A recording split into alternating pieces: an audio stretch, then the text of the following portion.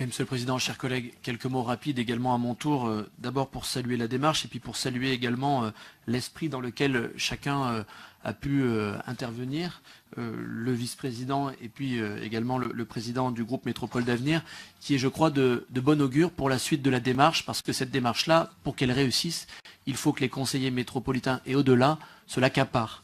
Et au-delà des sensibilités, je crois que nous en avons le devoir et la responsabilité, et je voudrais saluer cette ouverture-là. Je voudrais également dire un mot sur la question du projet métropolitain en lui-même.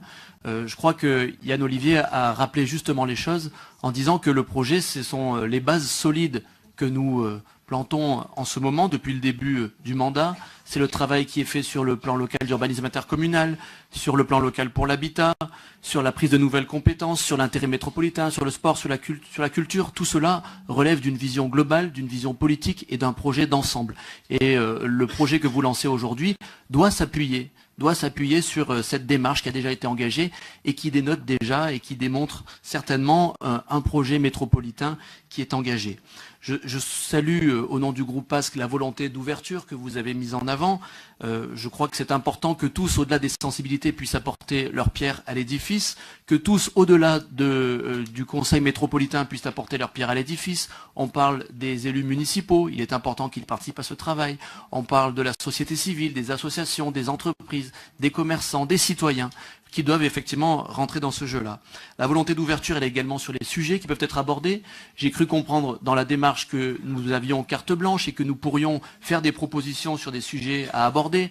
On a parlé de la santé, de l'Europe, de la sécurité. Il y a tout un tas de sujets sur lesquels notre métropole doit travailler.